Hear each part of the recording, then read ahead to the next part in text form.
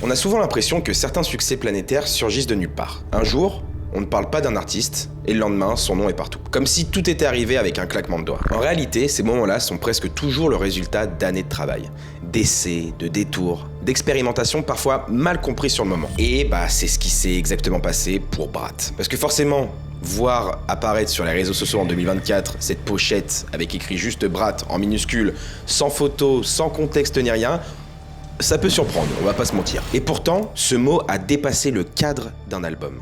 Il est devenu un hashtag, un slogan, une attitude. Hashtag Brat Summer ou Brat Summer en général a envahi TikTok. Les looks se sont inspirés d'un kitsch années 2000, mais assumé, mais quand même kitschos. Vous voyez un peu le style années 2000 et tout, on y était à fond. Et ce vert que tout le monde trouvait presque laid, parce que je vais pas vous mentir, c'est un vert pomme, ou vert flashy un peu pomme et tout.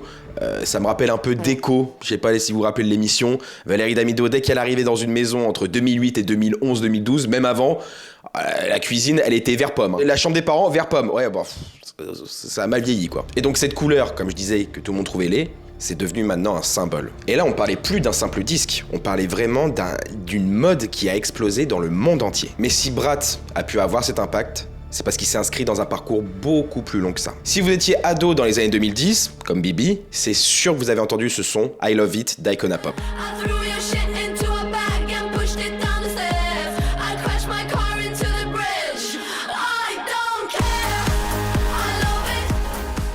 Ce morceau d'électro est devenu un tube mondial, porté par le duo suédois Caroline Helge et Eino Jabo. Et derrière ce succès apparaît pour la première fois le nom de Charli XCX. À l'époque, elle est encore relativement inconnue du grand public. Et bon, inconnue, elle fait quand même des premières parties pour Coldplay, donc c'est pas non plus inconnu. Mais vous voyez, aux yeux du grand public, elle n'est pas encore connue. Et pour dire, elle est même pas présente dans le clip d'Icona Pop. Mais par contre, pour comprendre ce rôle, il faut aller voir dans les crédits, puisqu'elle a participé à l'écriture. Et ça, c'est un point central dans sa trajectoire. Parce que l'écriture va rester une activité parallèle essentielle. Elle va continuer à travailler pour d'autres artistes tout en développant ses propres projets. Madame a une double vie. Madame, j'écris pour toi, mais laisse-moi faire mes bails en soum soum aussi. On la retrouve par exemple derrière Same Old Love de Selena Gomez en 2015 ou Señorita de Shawn Mendes et Camila Cabello en 2019.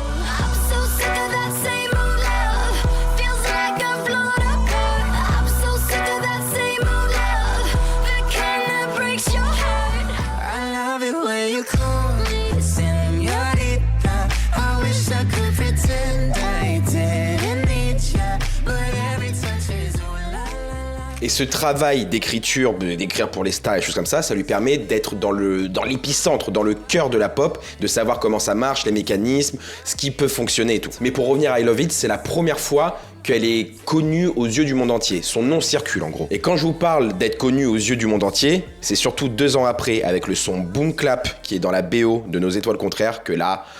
Bon, là c'est bon, on est installé, on arrive dans le game, on met les pieds dans le plat comme on dit. C'est bon, madame est présente.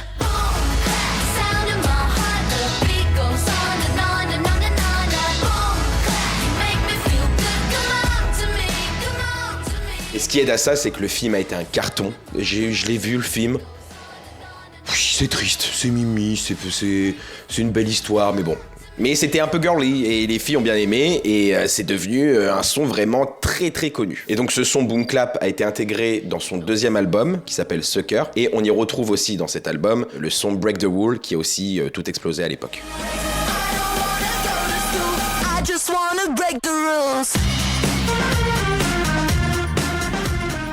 Et à ce moment-là, beaucoup pensent assister à la naissance d'une nouvelle superstar de la pop. Et honnêtement, quand on regarde, l'album rencontre un vrai succès, aussi bien populaire que critique. Sa pop, qui est influencée par les standards de l'époque, mais teintée quand même d'éléments rock, séduit par son énergie et par son attitude un peu désinvolte. Presque je m'en foutiste. Bon, vu comme ça, tout semble clair pour que ce soit une ascension classique d'une superstar qui va connaître les strass et les paillettes. Et pourtant, figurez-vous, il faudra attendre presque 10 ans...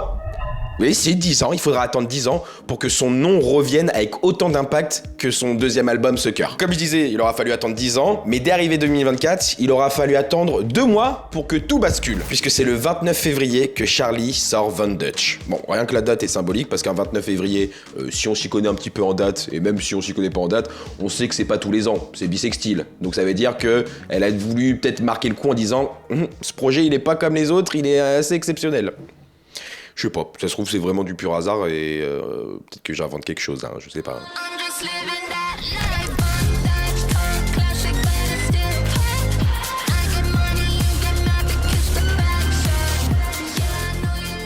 ce moment-là, ça faisait presque 2 ans qu'elle avait pas sorti de morceau solo, et même ses projets d'avant, ça marchait, elle avait son public, mais c'était pas l'image qu'on avait d'elle en se disant 2014, ça va être une putain de pop star, elle va être dans le top 3 des plus grandes chanteuses de tous les temps.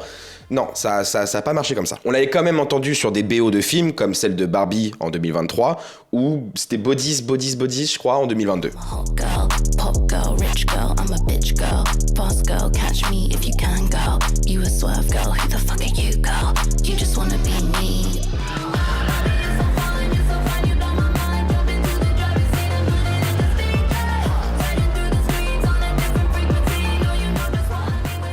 Elle avait partagé quelques remixes, tout ça, mais rien de concret, oui, qu'on se dise, ah, elle revient, elle. Attention, Dua Lipa, y a Charlie qui revient.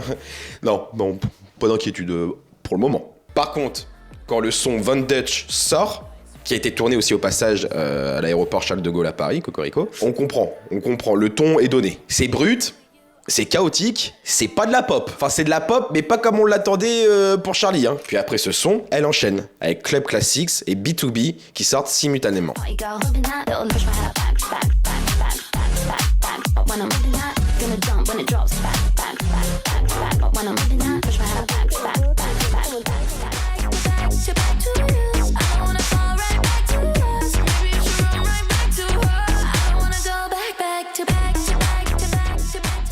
Et aussi, à cette période-là, le son Von Dutch a le droit à un remix avec une TikTok, j'aime pas dire ce terme-là, créatrice de contenu et tout, Addison Rae, qui est aussi devenue chanteuse maintenant, qui est aussi dans la pop et qui est très connue.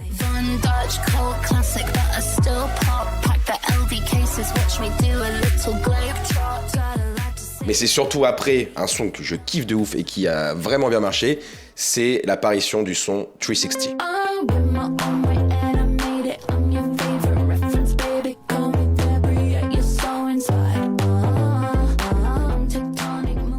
Les morceaux ne se ressemblent pas vraiment, mais ils ont tous cette énergie club très assumée. Et surtout, un truc tout bête, c'est que un style de musique comme ça, on est curieux et ça attire l'attention sur elle. Parce que oui, ça peut être étonnant. On entend un son, ça fait boum, boum, boum, un truc de club et tout. Tu vois, il y a écrit Charlie XCX.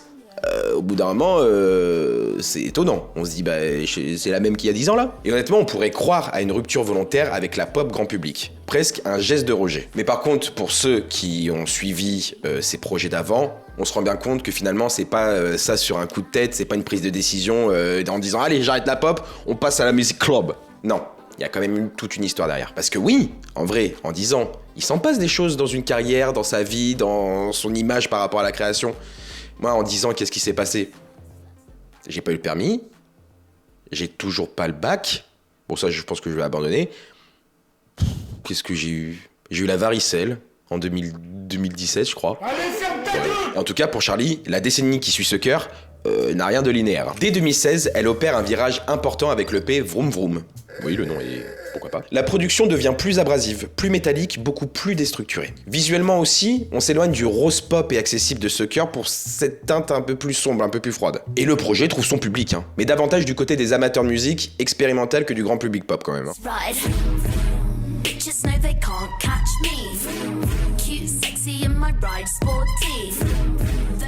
Alors, elle explore un nouveau terrain, mais sans complètement renier tout ce qu'elle avait fait avant, enfin toutes ses bases. En 2017, elle sort Number One Angel, puis Pop 2. Et en 2019, arrive Charlie. Ces projets naviguent entre expérimentation et codes plus traditionnels. Et figurez-vous que l'album Pop 2 a quand même eu une note de 8,4 sur 10, notée par Pitchfork. Pitchfork qui est connu pour être quand même assez sévère. Elle multiplie aussi les collaborations, avec par exemple Christine and the Queens, Carly Rae Jepsen ou Mo. Des artistes qui, chacun à leur manière, évoluent dans un univers quand même assez pop, connus pour aussi faire de la pop à leur début et tout, mais aussi avoir cette petite partie, enfin même la moitié de leur univers, plus dans un côté alternatif. Alors oui, on va revenir à Brat. Et quand les premiers sons sortent, pour le grand public, c'est étonnant, parce qu'on n'avait pas trop suivi et tout, mais quand on voit son parcours, c'est une évolution logique finalement. Et là où personne s'en doute, c'est que cette énergie va rapidement dépasser l'univers de la musique pour contaminer tout un été. Alléluia! C'est donc le 7 juin 2024 que sort l'album Brat. Après des semaines de singles, des semaines de teasers et des boiler rooms très stratégiques, il est temps de découvrir qu'est-ce qui se cache derrière cette pochette vert pomme et ce titre presque enfantin intitulé Brat. Et en plus, l'attente est réelle, parce que comme je vous disais, les morceaux ont réveillé un public qui ne la suivait plus depuis presque 10 ans, quoi. Et il y a une curiosité, presque une tension. Est-ce qu'elle va tenir la promesse des singles? Est-ce que ça sera juste un délire de club passager comme ça et on va repartir à de la pop après derrière dans l'album? Les gens étaient curieux. Et donc très rapidement, l'album rassure. Il est cohérent, il est dense, il est énergique et surtout, il ne perd pas la DA des premiers singles. En fait, tout l'album est comme ça. Bon, musicalement, l'empreinte club est évidente, ça on l'avait vu. Mais ce qui marque le plus, c'est l'écriture. Elle est plus frontale, elle est plus punchy, plus simple en apparence, mais aussi beaucoup plus sincère. Et on a l'impression d'entrer dans quelque chose de plus intime. Comme si l'album dévoilait ce qui s'était joué pendant ces années où elle était moins visible médiatiquement. Le morceau Girl So Confusing est un très bon exemple.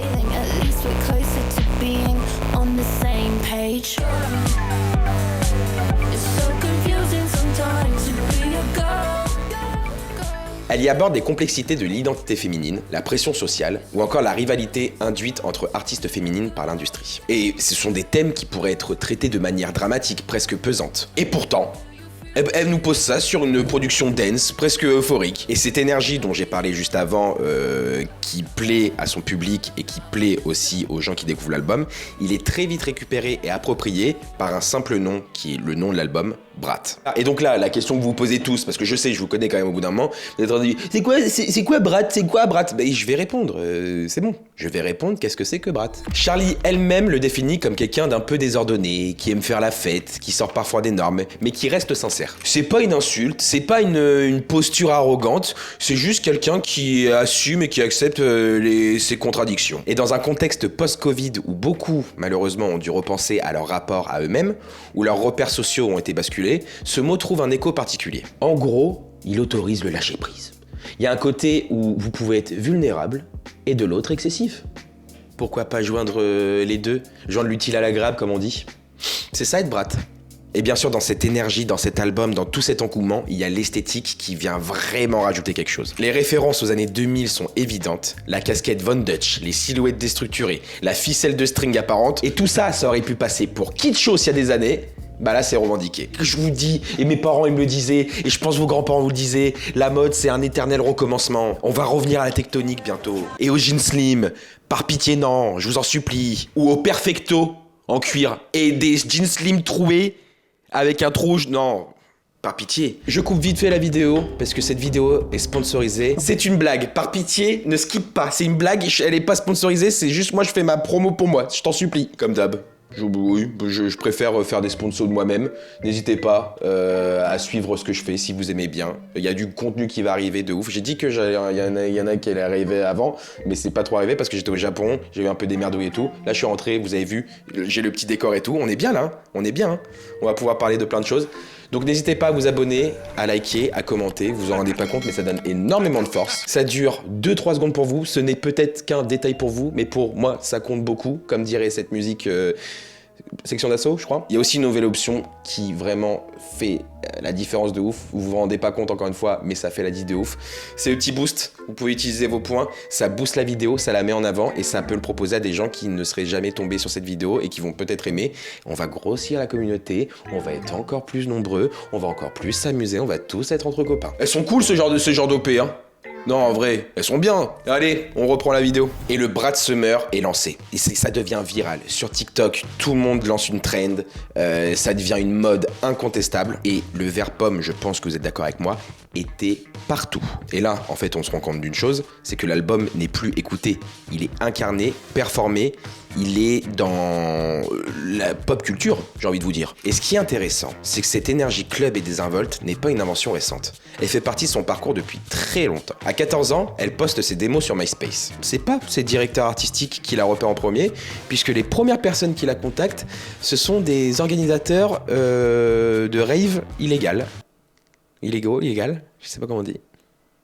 Pourquoi pas. Et alors qu'elle n'a, bon, on est d'accord, pas l'âge légal d'y rentrer, elle se retrouve plongée dans un univers de fête, de musique électronique, d'adultes. Et ce contexte peut sembler extrême, mais il va nourrir son goût pour l'expérimentation. Elle se construit pas uniquement dans des circuits pop traditionnels, elle grandit aussi dans l'underground britannique avec ses clubs iconiques et sa scène électronique très vivante. Et en vrai, conclusion, quand on regarde aujourd'hui, c'est pas étonnant qu'il y ait une grosse partie de musique club, dans le projet Brat. Et avant même la sortie de l'album, elle passe derrière les platines platine pour 2 Boiler Room, ces événements devenus incontournables dans la scène électronique. Et encore une fois, petite question, qu'est-ce que le Boiler Room ? Et je vais, encore une fois, vous y répondre à cette question que vous m'avez posée. En gros, le Boiler Room, c'est un dispositif particulier. Le DJ est au centre du public, presque encerclé. Donc on n'est pas sur un concert de pop classique où en fait, y a la personne sur la scène et il y a le public qui regarde. Non, on est dans un espace plus collectif, là, presque communautaire. Et donc le premier Boiler Room a eu lieu à New York et le second à Ibiza. Temple européen de la fête. Vous connaissez Boiler Room, enfin, vous connaissez Ibiza, David Guetta, champagne sur les nichons, on prend le lacet sur les fesses. J'y suis jamais allé, je sais pas, j'ai juste vu un reportage. Et en vrai, quand on regarde, ce n'est pas juste des simples performances promotionnelles, ce qu'elle fait là avec les Boiler Room. Là, ce qu'elle fait, c'est qu'avec ce projet, elle inscrit, et même, je pense qu'elle crédibilise le projet Brat au monde du club. Et donc là, on est bon, on a le mélange parfait pour que ça cartonne de partout et que ce soit validé par tout le monde. Brat n'est pas seulement un album pop expérimental, il devient un mouvement qui circule dans les clubs, les réseaux sociaux et la vie quotidienne. Et à partir du moment où Charli explose avec ce projet qui est tout nouveau, on ne la connaissait pas dans cet univers-là, on peut se poser la question, est-ce que c'est encore une artiste pop ou c'est devenu une artiste hyper pop ? En vrai, l'étiquette arrive presque automatiquement et elle ne sort pas de nulle part. Ça fait déjà depuis plusieurs années qu'elle gravite autour de la sphère PC Music, ce label fondé par A.G. Cook. Considéré comme, je pense, l'un des moteurs de l'hyperpop. Elle collabore régulièrement avec lui et il est impliqué dans plusieurs projets et évidemment dans celui de Brat. Leur relation artistique est ancienne et structurante. Ensemble, ils ont façonné une grande partie de son évolution sonore. Et avant même ça, il y a aussi une rencontre avec Sophie. C'est pas que je la connais personnellement, que vous la connaissez personnellement, j'ai pas dit... C'est Sophie. Tu peux rien vous dire de plus, c'est Sophie qu'elle s'appelle. Ah oui, parce que c'est une productrice écossaise devenue figure emblématique de l'expérimentation pop. Et Sophie, elle joue un rôle clé dans le tournant pris avec l'album Vroom Vroom. Vous vous en rappelez, j'en ai parlé, l'un des projets sortis par Charli. La production devient plus agressive, plus synthétique, presque industrielle par moment. Là, on cherche plus à être lisse, on cherche à surprendre. Malheureusement, Sophie décède le 30 janvier 2021 d'une chute accidentelle. Sa disparition, bien sûr, marque profondément la scène hyperpop, mais son influence continue d'irriguer la pop contemporaine. L'hyperpop, c'est un terme qui reste flou pour beaucoup. On peut la décrire comme une version volontairement exagérée de la pop mainstream. Les productions sont aussi souvent glitchées, saturées, accélérées. L'esthétique visuelle est elle aussi poussée à l'excès. C'est un mouvement qui est en vrai né sur internet, porté par des communautés très actives, souvent liées à des contre-cultures. Et ces contre-cultures, comme on dit, sont fréquemment connectées aux cultures queer. Et Sophie était une artiste transgenre. Et beaucoup de figures de l'hyperpop sont ouvertement engagées dans la lutte queer parce qu'elles sont directement concernées. La musique devient alors un espace d'expression identitaire autant qu'un certain terrain d'expérimentation sonore, comme beaucoup d'autres styles de musique. Par exemple, le duo Sangex, en français je le dis comme ça mais je sais pas comment on le dit vraiment en anglais, eux par exemple ils abordent des thématiques liées à la dysphorie de genre sur des morceaux comme How to Dress as Human.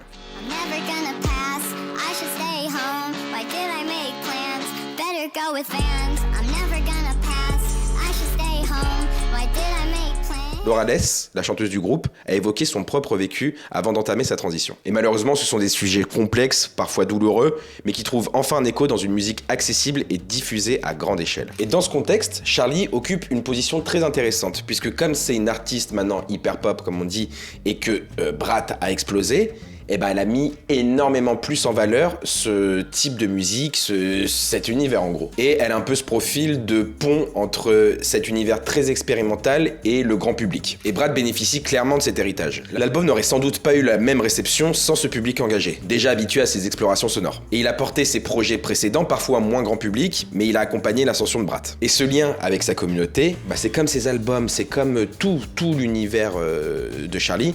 Il date pas d'hier. En 2020, en pleine crise sanitaire, elle sort Oh I'm Feeling Now, un album conçu en quarantaine, dans un contexte où l'industrie musicale est quasiment à l'arrêt. Et plutôt que de subir cette situation, elle en fait un vrai moteur créatif. Elle utilise Twitter, Instagram, même Zoom, des trucs qui étaient vraiment présents pendant cette crise, on va le dire, pour impliquer et intégrer sa communauté le plus possible. Elle échange en direct, elle partage des maquettes, elle demande des avis, et on le voit par exemple avec le clip Forever qui est composé que de vidéos envoyées par sa communauté.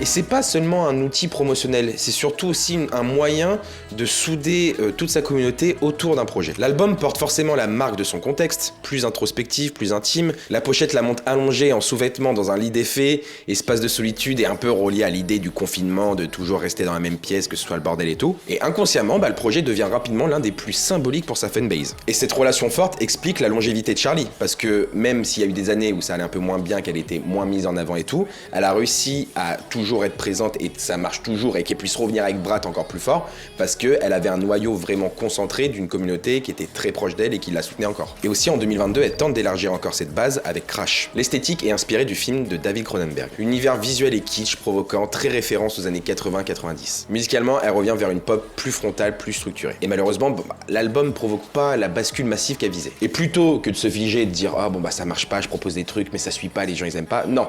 Elle retourne en studio. Et surtout avec A.G. Cook qui est toujours présent. Et en 2020, dans tout ça, il y a George Daniel aussi. Vous savez qui c'est George Daniel ? C'est le batteur de 1975. Mais c'est aussi son mari. Et donc ensemble, ils peaufinent une musique qui mêle l'expérimentation électronique, des réminiscences pop années 2000 et une imagerie plus libérée que jamais. Ce travail patient débouche sur Brat, et là, la différence avec Crash devient totalement évidente. Parce qu'en vrai, Crash était quand même pensé comme un album pop ambitieux, structuré, mais presque stratégique. L'esthétique était travaillée et assumée, mais il y avait une volonté claire de séduire un public plus large en revenant vers des formats plus classiques. Par rapport à Brat, qui lui n'a pas une impression d'être calibré pour plaire. Il donne plus l'impression d'exister pour lui-même. Si ça vous plaît, ça vous plaît. Si ça vous plaît pas, allez vous faire foutre, j'ai envie de vous dire. C'est cette énergie, tu la prends ou tu la prends pas. Et en fait, les premiers singles suivent pas un plan marketing ultra lissé. Ils pop, ils sortent, vous écoutez pas, il y a pas un truc J-12, J-... Non, en fait, c'est j'aime ça, je vous propose ça, si vous aimez, let's go, on suit. Donc oui, les Boiler Room évoqués plus tôt ne sont pas anodines. Elles marquent symboliquement le début de l'ère Brat. Même chose pour son passage au festival Primavera en 2024, qui agit presque comme un lancement officieux du mouvement. On parle même plus là de sortie d'album, on parle d'un moment culturel. C'est genre la première fois, enfin pas la première fois, mais il y a un événement, il y a un festival où, il y a cette énergie, il y a ce mood, il y a cette façon de penser, il y a ce lifestyle qui va être là, on va aller l'écouter, on veut être avec tout le monde qui va être habillé tout en vert, qui veut être... Enfin, il y a tout un truc, il y a tout un... Je sais pas comment dire, un mindset, je sais pas ce que c'est... Une énergie, encore une fois, j'aime bien utiliser le terme énergie. Si un exemple qui résume bien cette bascule, c'est le morceau Apple.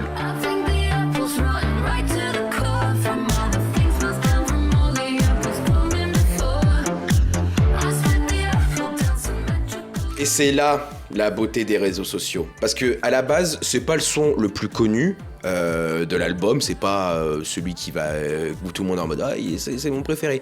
Mais il y a une TikTokeuse qui récupère le son. Et on en avait parlé dans une ancienne vidéo, enfin la dernière vidéo où on parle des sons TikTok. Quand ça pète sur TikTok, c'est que ça sent bon et c'est que ça peut faire parler. Et oui, parce que ce son devient incontournable grâce à Kaylee Ayer, actrice new-yorkaise et créatrice de contenu spécialisée dans les chorégraphies TikTok. Et vous connaissez, elle poste la chorégraphie avec le son Apple en fond. Elle met sur TikTok, ça cartonne et ça fait découvrir, en dehors de la communauté de Charli, ça fait découvrir le son et l'univers de Charli à énormément de monde. Voilà, toujours la même recette, mais ça marche et on est content. Et là où Charli est très fort, c'est qu'elle invite des danseuses pendant ses concerts pour faire la danse. Elle a même invité Kylie à un de ses concerts pour qu'elle performe aussi. La boucle est bouclée, the buckle is buckled. Voilà. Comme quoi, c'est la beauté de la viralité sur les réseaux sociaux. Et comme ça, on en parle aussi. Il y a des TikTok qui ont montré Kylie, elle a été aussi invitée. C'est cool. Et on en parle encore plus. Business is business. Et ce détail est révélateur. Brat ne vit pas uniquement dans la musique. Il circule entre plateformes, communautés, espaces virtuels et réels. Les frontières sont floues et Charli ne cherche pas à les clarifier, elle les exploite. Et là, ce qui est fou, c'est que le vrai exploit dans tout ça, et pourquoi je suis comme ça ? Le vrai exploit dans tout ça, c'est que ça dépasse même le monde d'Internet. Ce mouvement dépasse même le monde d'Internet. Et ça, on en a parlé, mais on va aller un petit peu plus en profondeur. On le voit dans les looks adoptés. Silhouettes plus osées, superposition, référence directe aux années 2000, ça on l'a vu. Mais prenons un exemple. Dans la collaboration Guess avec Billie Eilish, la superposition des sous-vêtements devient presque un manifeste visuel, une manière physique d'assumer le côté désinvolte de Brat.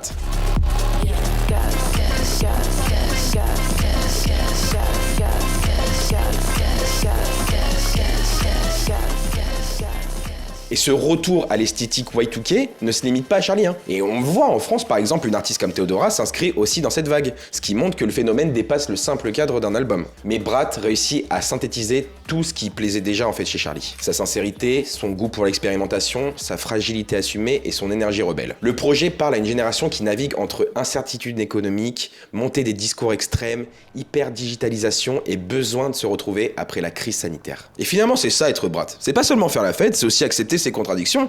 Tu peux pleurer sur un son comme I Might Say Something Stupid, je crois que c'est comme ça qu'on le dit, et le lendemain, danser sur 365. Qui t'en empêche? Accepte. C'est très bien, c'est ça, être une bad bitch, une boss lady. Une bratte. Et après tout ça, qu'est-ce qu'il y a? C'est bon, c'est l'été est terminé, on range les lunettes de soleil, on est tranquille.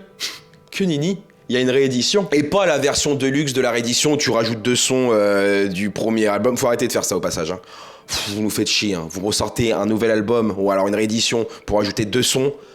Ça y est, vous faites chier. Non, là, elle a pris un casting et il y en a du son en plus. Puisqu'on retrouve des artistes comme Julia Casablancas, chanteur des Strokes, Young Lean, Bon Iver, Caroline Polachek, Troye Sivan ou encore Bébé Trix. 17 titres revisités, retravaillés, partagés.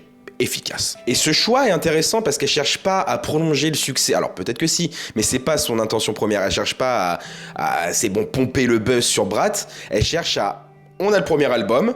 Il y avait peut-être pas trop d'invitations parce que c'était pas encore connu, la mode de Brat n'était pas assez connue.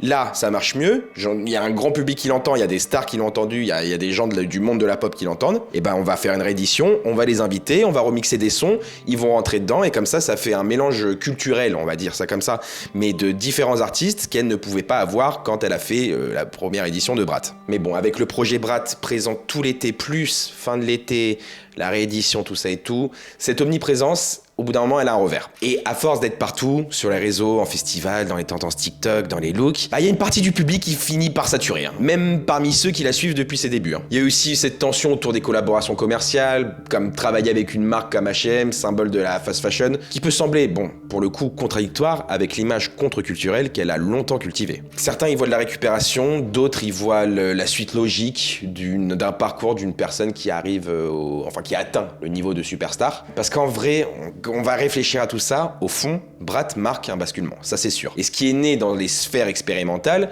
dans les bureaux de PC Music comme on disait, et même dans les communautés hyper engagées, se retrouve propulsé au centre de la pop mondiale. C'est ce qui devient la mode, donc au bout d'un moment c'est mis en avant, c'est-à-dire que des personnes qui étaient contents d'être un petit peu contre-culture, de côté et tout, et ben c'est drôle parce qu'en fait c'est ce qui est mis vraiment durant tout l'été en mode c'est comme ça et il y a des gens qui commencent à s'approprier ça, ce qui peut être dérangeant. Et donc si on regarde bien, la contre-culture devient tendance. Et c'est peut-être ça le paradoxe de ce projet finalement. Donc wow, ok, on souffle, elle l'a annoncé en 2025, elle lève un peu le pied. Bon, lever le pied selon Charlie, ça reste quand même assez... quand même du boulot, ça reste relatif pour elle. Après, elle continue de défendre Brat sur scène, elle fait une tournée, on l'a vu en France à Wheel of Green, et elle est encore très présente sur les réseaux sociaux. Elle investit même un nouvel espace, Letterboxd, l'application prisée des cinéphiles pour noter et commenter les films. Elle y partage son amour du cinéma, soutient des amis acteurs, actrices, et réalisateurs et réalisatrices, et c'est pas anodin, parce qu'en parallèle, elle développe sa présence au cinéma. On l'a vu apparaître dans plusieurs projets comme I Want Your Sex de Greg Araki, Sacrifice de Romain Grabas et The Moment d'Aidan Zamiri qu'elle produit. Et quand on repense à son premier rôle dans le cinéma, bon, qui était vocal, puisqu'elle faisait le doublage du petit oiseau bleu Willow, il s'appelait comme ça, dans Angry Birds, que l'évolution est quand même pas mal, on va pas se mentir. Bon après, t'as fait quoi toi pour... t'as rien fait. Donc elle a quand même fait un truc mieux que toi. Et donc maintenant, on en est où au niveau des rumeurs de qu'est-ce qui va se passer, les nouvelles directions, est-ce qu'on va rester sur un style Brat, est-ce qu'on va encore innover? On en est où? Côté musique, le flou s'installe. Après la sortie du dernier album de Taylor Swift, The Life of a Showgirl, certains fans pensent reconnaître une référence à Charlie dans un passage évoquant une supposée addiction à la cocaïne. Apparemment, il y a une idée de clash comme quoi entre la old pop, enfin la pop plus traditionnelle, et la nouvelle pop, la hyper pop, enfin ce que Charlie a pu ramener et d'autres artistes aussi, il y a une sorte de conflit, de clash. Est-ce que c'est une théorie du complot? Je sais pas, moi j'ai pas envie de me mettre là-dedans. J'ai assez de problèmes dans ma vie, j'ai lu ça faux cul, donc s'il te plaît. Et donc Charlie dans tout ça, elle répond pas à toutes ces suppositions et tout, elle publie juste des stories en studio. je suis en studio, on avance. Ok, bon c'est rassurant. Mais pour faire quoi? Dis-nous tout. Et pour faire finalement une annonce inattendue, puisqu'elle compose la bande originale du prochain film d'Emerald Fennell, réalisatrice de Saltburn. Et le film est une adaptation des Hauts de Hurlevent d'Emily Bont. Après, dans la bande-annonce, il y a un son qui est utilisé, c'est Everything is Romantic, qui est dans Brat, dans l'album Brat. Ce qui annonce un petit peu la couleur du projet.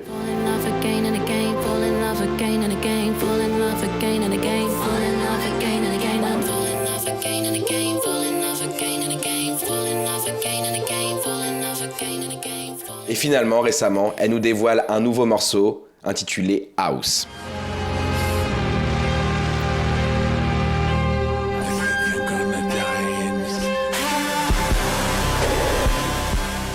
Et donc maintenant, 2026, actuellement, là on est 2026, qu'est-ce qui se passe? Elle a sorti un nouveau projet, qui est sorti le 13 février 2026, mais je n'en parlerai pas ici, parce qu'on revenait que sur Brat. Moi, à la base, je revenais que sur Brat. Mais le monde a fait que, elle a sorti un projet. Juste un truc à dire. Vous voyez Brat, ce couleur qui pète, son club et tout. Le nouveau projet n'est pas la même. Mais ce n'est pas le sujet de la vidéo et je pense que j'ai peut-être des collègues youtubeurs qui ont fait une review de ce projet. Donc vous irez peut-être écouter ça.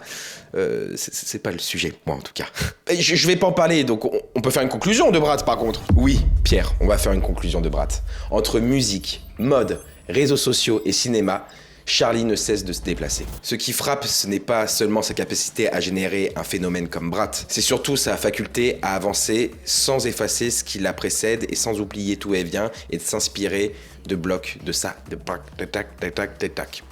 C'est fort. Et c'est donc 10 ans après qu'elle atteint enfin ce statut qui, on pensait pourtant aller arriver rapidement après la sortie de Sucker, le projet en 2014.